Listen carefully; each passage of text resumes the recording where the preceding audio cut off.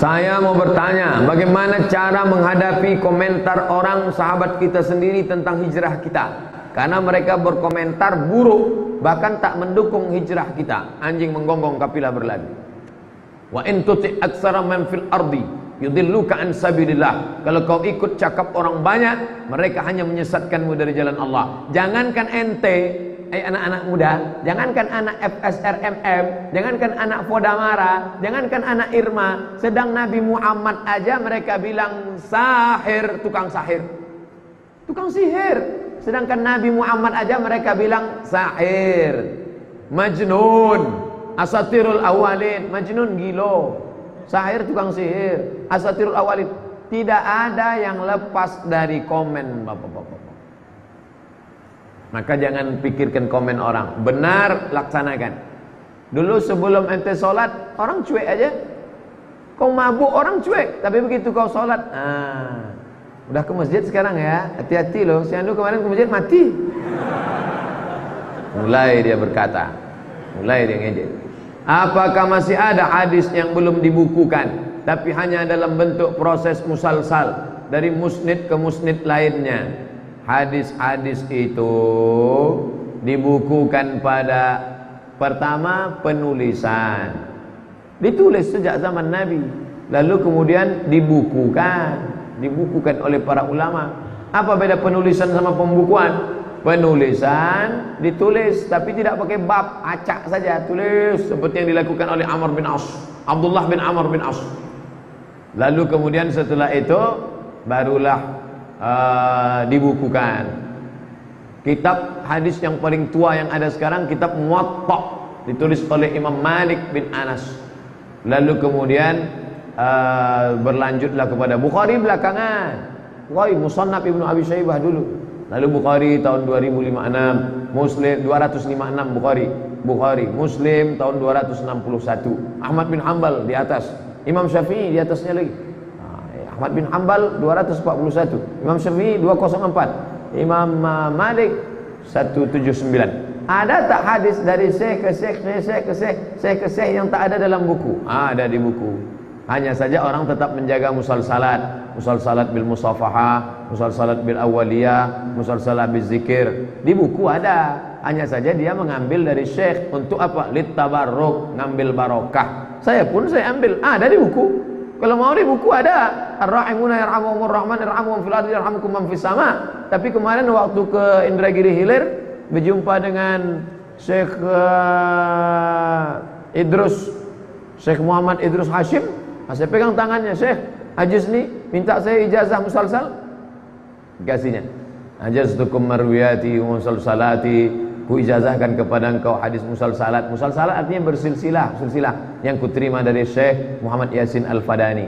Syekh Idrus mengambil dari Syekh Muhammad Yasin Al-Fadani, Makkah Al-Mukarramah, bersilsilah sampai ke Nabi SAW. Itu lit tabarruk, untuk ngalap barokah. Kalau ada adik-adik mengambil dari kitab Sahih Bukhari, boleh. Apa namanya? Wijadah. Cara mengambil hadis itu ada 8. Yang paling tinggi sama, mendengar langsung. Yang kedua qiraah, guru dia membaca, guru mengangguk. Tapi yang paling ada namanya wijadah, kita dapat di buku. Tapi jangan baca sendiri, bacakan ke guru. Nah, ini tentang masalah hadis yang musalsal tapi juga ditulis dalam kitab. Saya mau nanya Pak Ustadz, saya kerja di hotel, saya sering nerima uang dari tamu, tip, apa hukumnya? Kalau banyak halal. Soalnya hotel tidak syariah, Pak Ustadz. Dia ngasih kamu kenapa? Boleh jadi karena dia kasihan, teringat dia anaknya, teringat dia adiknya. Bisa jadi karena ditengoknya di situ bersih, senang dia. Jadi banyak motifnya. Kalau tidak ada dosa di dalamnya, ya tak apa-apa, hadiah. Tapi kalau ada unsur maksiat, saya dikasihnya tadi Pak Ustadz 100.000. Kenapa? Minta belikan kamput dia 3 botol. Oh, ini dosa. Harap. Tak ada unsur apapun. Bekerja engkau dengan sesuai kerja, kau bersihkan, ini tiba-tiba pas keluar dikasihnya, kau bawakan tasnya dikasihnya, nih terima kasih ya dek, halal, tak jadi masalah. Bagaimana dia kalau non muslim? Ya halal, pembagian non muslim halal. Mana dalilnya? Jirjis, Mukaukis, raja Mesir, Kristen Ortodok Koptik, dikasihnya Nabi madu asal Banha, diminum Nabi, habis. Dikasihnya kain, diterima Nabi. Dikasihnya bighal, keledai, bighal lebih besar dari keledai, lebih kecil dari kuda, kendaraan, dipakai Nabi. Boleh. Apa hukumnya kita memakai dana bantuan kemanusiaan dengan waktu sebentar? Sebentar ini tak tahan. Karena kita lagi mepet betul, sangat membutuhkan uang itu. Kita mengembalikannya dalam waktu yang tak lama, tak bisa. Kenapa? Karena ini milik kemanusiaan. Kalau sempat dana-dana dinas sosial dipakai, dinas sosial Pemprov Provinsi Riau itu milik 6,5 juta penduduk Riau. Sebentar aja Pak Ustaz. Siapa bilang sebentar? Nyawa lebih sebentar lagi. Begitu kau pakai tak tulis mati, ahli waris tak tahu kemana mau dikembalikan. Oh, itu minta izinnya ke 6 juta, 6,5 juta. Saya mau minta maaf kepada bapak seramai ini aja bingung mencarinya di akhirat padang mahsyar. Di padang panjang aja payah jumpa, apalagi padang mahsyar. Mana mencari dia di akhirat? Makanya masalah duit, masalah administrasi keuangan dalam Quran paling detail. Buka Al-Baqarah 282 ya ayyuhalladzina amanu, ayo orang beriman, idza tadayantum bidainin, kalau kalian menjalin utang piutang ila ajalin musamma sampai batas faktubu, tulis. Payah kita mencarinya. Jangan coba pakai duit umat. Kalau mau perlu betul, datang minta. Ustaz Somad minjam duit masjid, tidak, tak bisa. Ustaz nyindir pengurus masjid ya, saya ketua masjid. Saya ketua masjid. Datang orang mau minjam, tak bisa, saya bilang, ini uang umat. Kalau mau uang saya, kalau gitu uang ustaz lah pinjam, sedang tak ada pula. Ustaz Abdul Somad, ana mau bertanya, apakah rusak tauhid ana kalau ana mengatakan kepada akhwat untuk mau menunggu dia sampai siap? So sweet. Soalnya sebelumnya ana mencoba mengajak seorang akhwat berta'aruf, namun setelah akhwat tersebut menanyakan kepada orang tuanya tak memberikan restu dengan alasan akhwat tersebut baru selesai wisuda. Ada bagusnya kalau dia bekerja dulu. Apakah artinya di sini ana menjadikan atau menduakan Allah? Sebabnya saya berkeinginan cuma akhwat tersebut yang saya harapkan, karena agamanya bagus dan acara. Ini kan banyak ceritanya.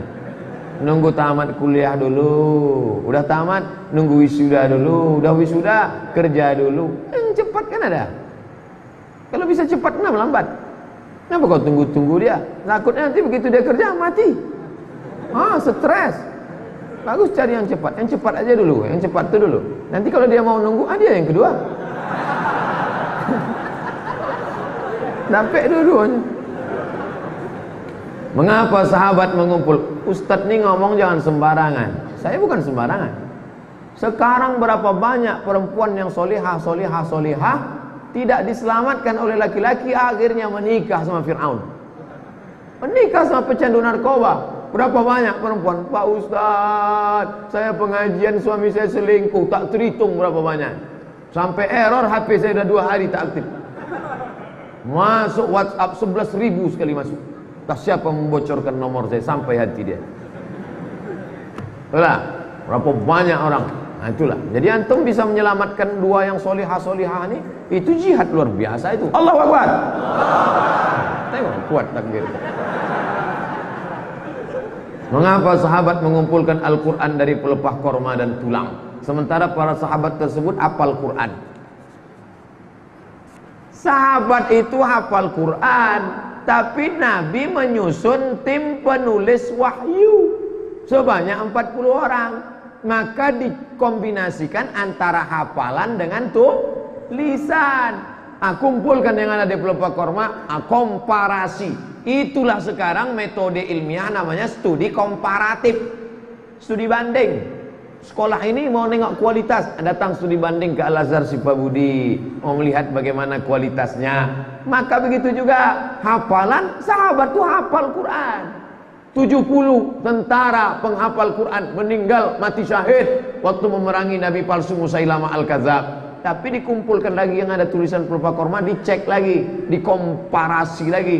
Baru bukan mereka meragukan hafalan mereka. Jangan silap dengan hafalan mereka. Apa hukum rokok bagi yang kecanduan dengan rokok? Rokok ini haram. Mufti Mesir Syekh Ali Jum'ah haram. Mufti Mesir Syekh Nasr Farid Wasil, haram. Mufti Saudi Arabia Syekh Abdul Aziz Ibnu Baz, haram. Mufti Indonesia tak ada mufti. Indonesia Muhammadiyah, Majelis Tarjih Muhammadiyah, haram. Majelis Ulama Indonesia haram bagi ibu hamil, ibu menyusui, anak-anak, orang sakit, haram. Bagi orang yang biasa makruh. Itu saya membacakan fatwanya aja. Ustaz merokok, saya tak merokok. Kapan waktu qadha bagi sholat subuh? Selesai sholat subuh itu qadha. Tapi kalau di masjid nanti orang menimbulkan fitnah, balik ke rumah. Tunggu setelah syuruk, sholat sunat. Atau di masjid berzikir setelah sholat sunat isyraq. Hebat kawan tuh ya, banyak sholat sunat duhanya. Rupanya qadha. Sementara setelah sholat subuh kan tak boleh. Sholat subuh, setelah sholat subuh tak boleh sholat yang tak ada sebab. Kalau ada sebabnya boleh. Sholat jenazah setelah sholat subuh boleh.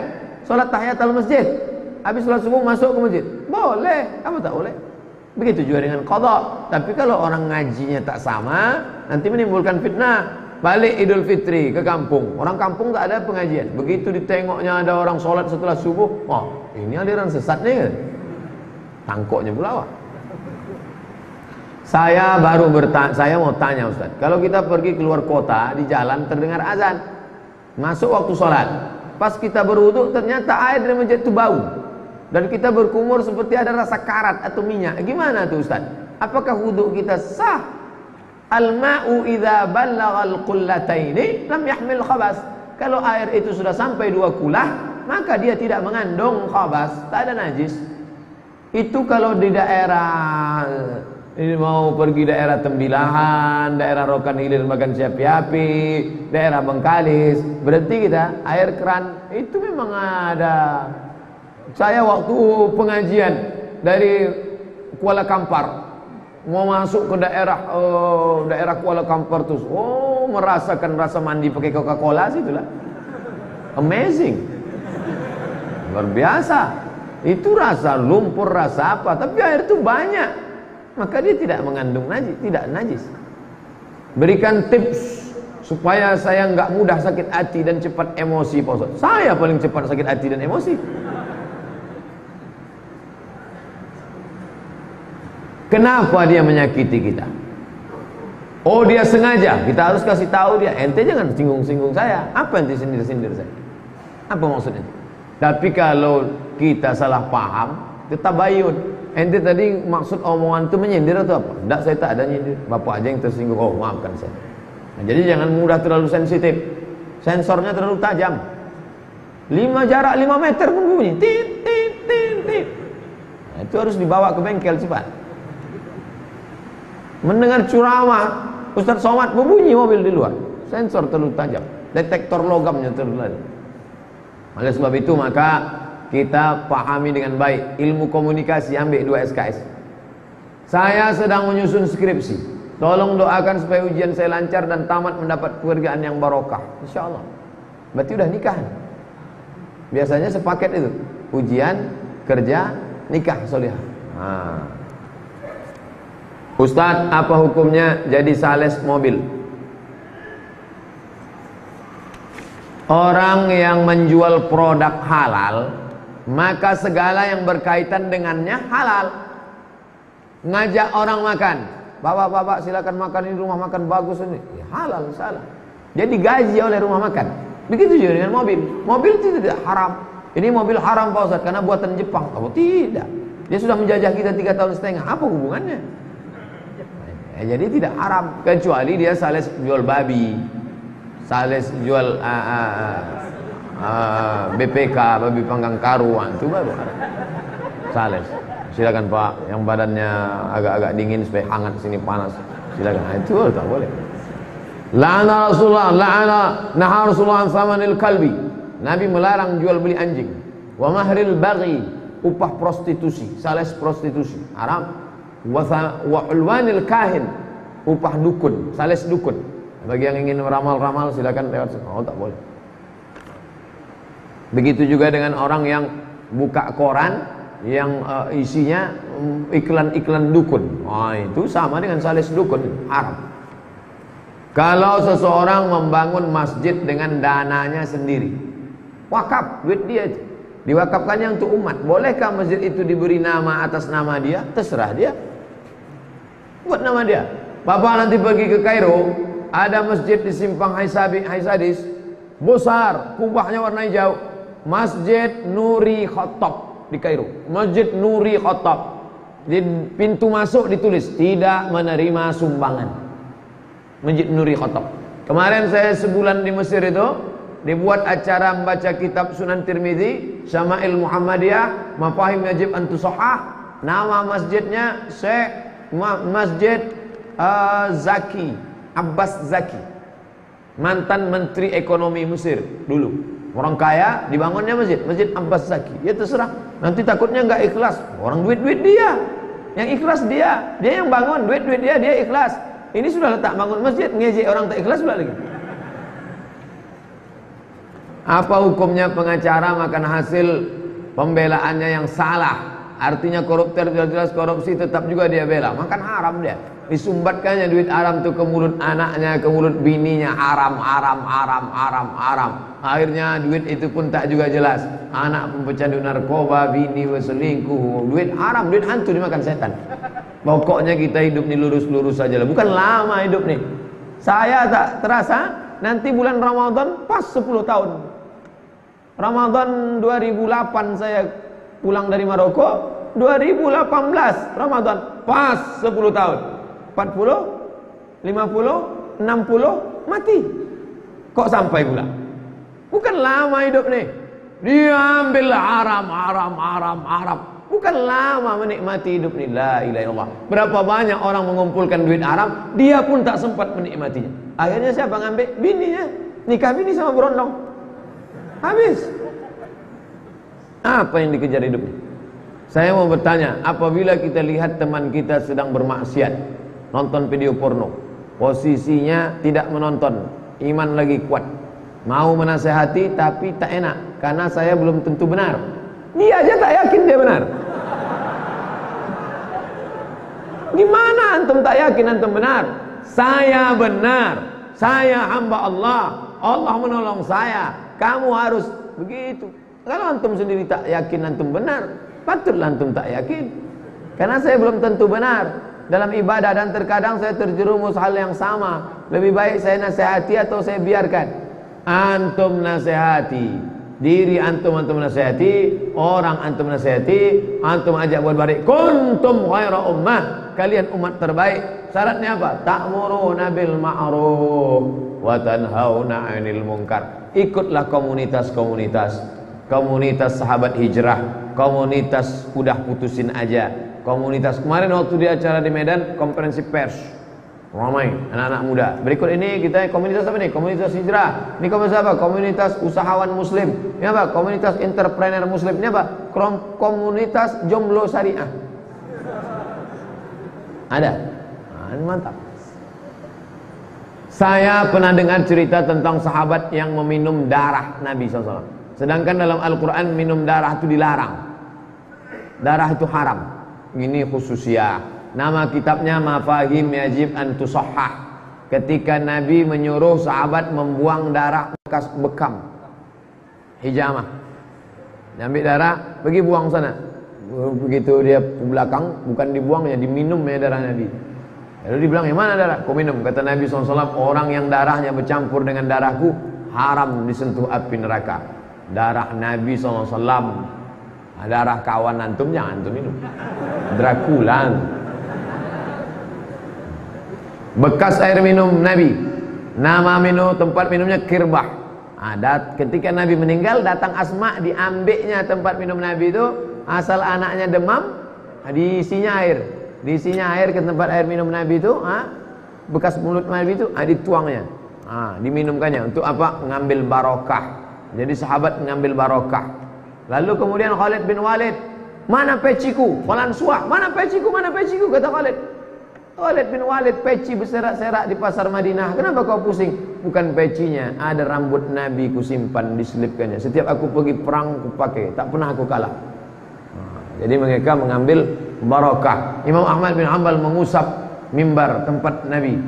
Baca, nama kitabnya Mafahim Yajib an Tusahhah, tentang barakah, yang ditulis oleh Syekh Al-Habib Muhammad Ibnu Alawi Ibnu Abbas Al-Hasani Al-Maliki. Saya bertemu beliau tahun 2000. 1998 saya ke Kairo, 2000 kami pergi haji ke Makkah naik kapal laut, datang ke majelis beliau di Rosaifah. Perusahaan tempat saya kerja mengamanahkan pada saya membeli perlengkapan kantor. Saat saya beli perlengkapan tersebut, saya bisa dapat menawar dari harga awal. Bolehkah saya mengambil keuntungan dari selisih harga awal dari harga yang saya tawar? Ketika menulis di nota, saya buat harga awal. Harga awal 2 juta. Ditawarnya 1,7. Ya, apakah yang 3 itu halal? Tidak. Kamu tetap pakai harga awal karena kau ditugaskan untuk membeli. Dalam hukum negara pun kau kena temuan. Beli kertas murah, padahal tetapkan gini, jadi temuan zaman sekarang. Maka kau bekerja saja, bahwa negara memberi bonus, perusahaan memberikan reward atas prestasi kerja, baik. Tapi kau bermain dalam masalah ini permainan curang. Kecuali engkau menjadi penjual, engkau punya barang lalu kau jual, itu beda. Menjadi penjual, mengambil keuntungan dari barang yang dijual. Ini tidak, dia tidak menjual barang, dia hanya membeli. Harga pokok sudah ditetapkan, maka dia pakai harga pokoknya. Oh, kalau gitu saya tak dapat untung lah Pak Ustadz. Kau kan sudah digaji, kau sudah diberikan bonus oleh perusahaan. Ketika sholat yang tidak boleh ditutup wajah dan telapak tangan. Bagi muslimah, ketika sholat yang tak boleh ditutup wajah dan telapak tangan. Bagaimana hukumnya muslimah yang ketika sholat pakai cadar? Yang tak boleh tapak tangan ditutup itu dipakainya sarung. Itu yang tak boleh, itu sarung tangan. Itu tak boleh. Adapun menutup tangan dalam mukena, menutup tangan dalam, itu sama seperti umroh. Yang tak boleh itu pakainya sarung tangan. Begitu juga dengan wajah itu. Yang tak boleh itu ada topi, kalau mau naik ke tangkuban perahu kan ada tuh. Tuh dipakai pas mau sholat, dipakainya tuh. Itu yang tak boleh. Adapun kain niqab menutup, maka menurut fatwa ulama Saudi Arabia yang mewajibkan cadar, Syekh Ibnu Utsaimin, Syekh Ibnu Baz, pendapat mereka boleh. Tapi saya pakai mazhab mayoritas mazhab Syafi'i, waktu sholat itu untuk buka aja. Buka. Kan tak ada laki-laki menengok, kan sama perempuan situ. Kecuali ada pula mengintip buka.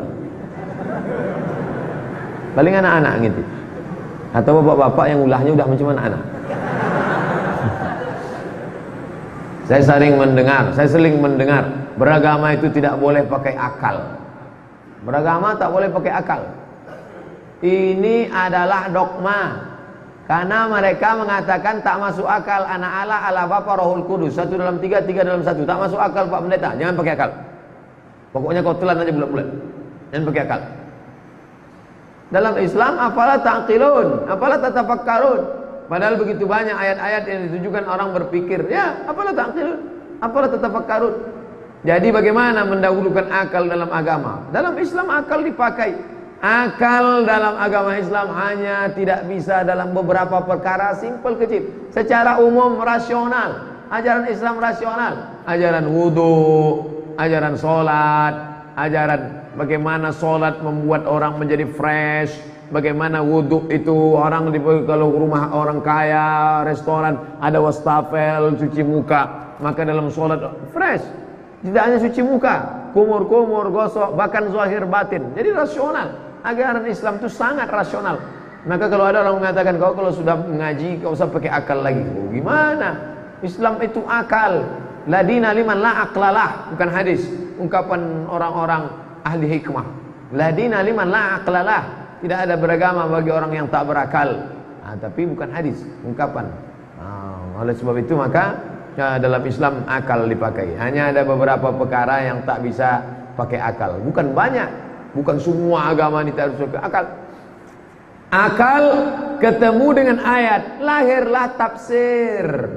Akal ketemu dengan hadis, lahirlah syarah.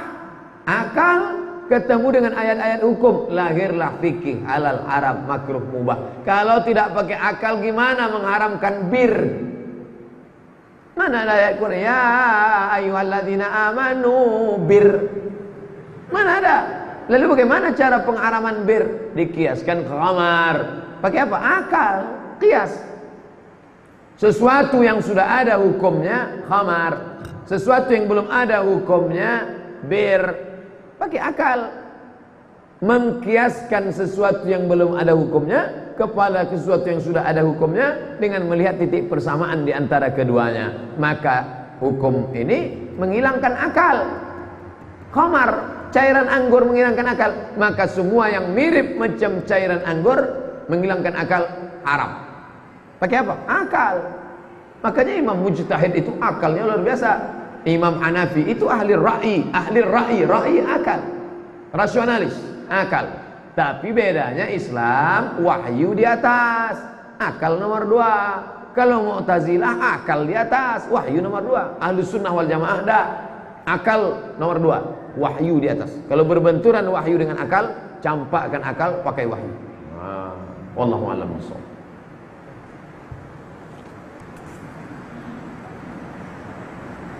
Apa kewajiban kita terhadap ibu tiri sama dengan ibu kandung? Ya. Sekejam-kejamnya ibu kota masih kejam ibu tiri, Pak Ustaz. Itu nasib masing-masing lah. Setelah ibumu meninggal, maka ibu tirimu itulah yang menjaga ayahmu.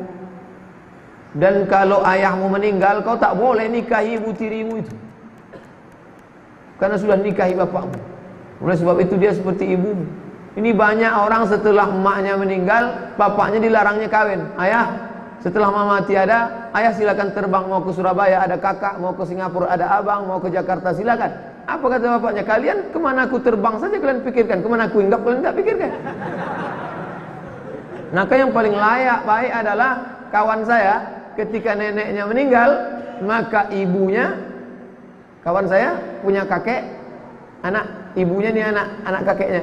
Ketika mbah perempuannya meninggal, maka ibunya mencarikan perempuan untuk menikah dengan ayahnya supaya ayahnya itu terjaga zahir dan batin. Nah, begitulah bakti. Kalau menjaga itu. Bagaimana cara bersilaturahim dengan laki-laki yang bukan mahram? Apa yang untuk silaturahim sama dia? Tadi di lokal ada yang nanya, Ustaz, boleh nggak saya berteman dengan teman laki-laki tapi tidak ada hubungan apa-apa? Tidak ada pertemanan dengan laki-laki. Baik sudah menikah, apalagi belum menikah. Makanya reuni-reuni sekarang tuh, oh bahaya itu. Reuni dalam grup WA 20 tahun yang lalu susah jelek. Sekarang ini yang kata CLBK, cinta lama bersemi kembali, selingkuh. Luar biasa zaman sekarang ini. Oleh sebab itu hindari. La tattabi'u khutuwati syaitan. Jangan ikut langkah-langkah setan. Setan tidak pernah mengajak ayo berzina. Nah, apa kata setan? Cari nomornya. Apa kata setan? Buat janjian. Apa kata setan? Ajak makan siang. Apa kata setan? Curhat agak sekali 2 kali. Hati-hati jebakan setan. Lebih hebat dari jebakan Batman. Sedangkan menatap dan berkumpul dengan laki-laki itu dilarang. Tidak ada pertemanan. Teman tapi mesra, tak ada itu. Rusak.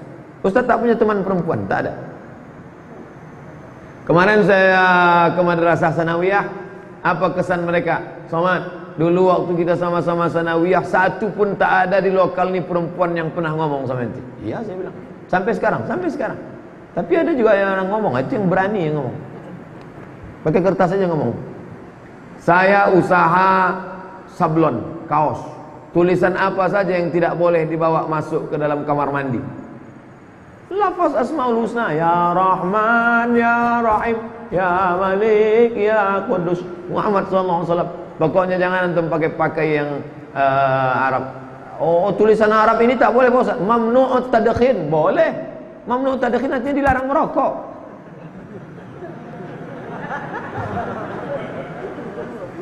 Bukan semua yang tulisan Arab itu tak boleh masuk ke dalam. Apakah tulisan Allah, Muhammad, Allah tak boleh, Muhammad tak boleh. Dan gambar Ka'bah menghinakan Ka'bah tak boleh. Boleh dibawa masuk. Jangan buat batik gambar Ka'bah. Ini buat batik gambar Ka'bah, nanti masuk kamar, nanti masuk WC. Ini simbol-simbol agama. Simbol. Buat Ka'bah agama sajadah, diinjak kaki. Kita sendiri yang merendahkan. Oleh sebab itu, buatlah sesuatu yang bermanfaat. Kalau mau buat sablon, Macam solat berjamaah 27 kali lipat dari solat sendiri. Mau? Banyak. Di Jogja tuh banyak sekali orang-orang. Saya dikasih jaket Born to Ride, Ride to Jannah. Mantap itu. Gerakan subuh berjamaah. Itu. Solatlah sebelum Anda disolatkan. Tapi orang tak peduli. Sudah dekat mati, solatlah.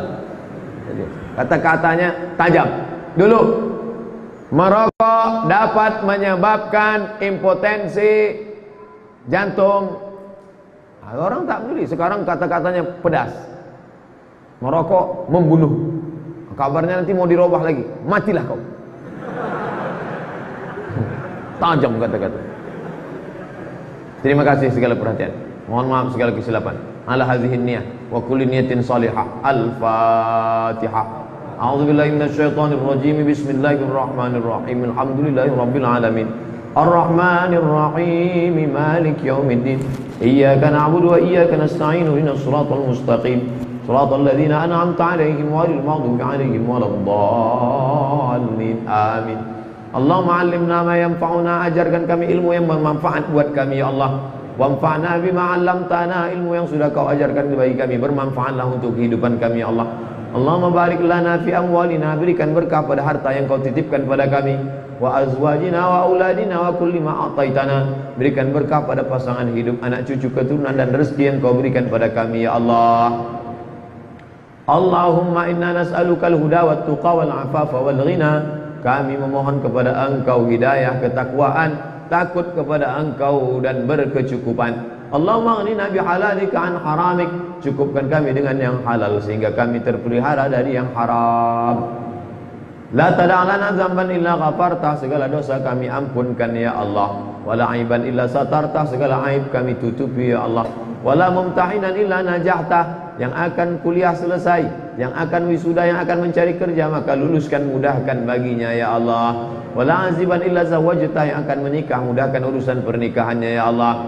Wala raghiban illa anjabtah. Yang sudah menikah maka berikan anak yang saleh dan salihah ya Allah. Wala maridan illa syafaitah. Yang sakit angkat penyakitnya, berikan kesembuhan yang segera ya Allah. Wala mayyitan illa rahimtah. Yang mati meninggal dunia, curahkan rahmat, ampunan, kasih sayangmu ya Allah. Allahumma anzilir rahmata wassalamata wal barakata ala hadhil jamaah. Turunkan kerahmatan, keselamatan, keberkahan kepada seluruh jamaah yang hadir ini ya Allah. Rabbana atina fid dunya hasanah wa fil akhirati hasanah wa qina adzabannar. Wa sallallahu ala sayyidina wa maulana Muhammad wa ala alihi wa sahbihi wa sallam. Walhamdulillahi rabbil alamin.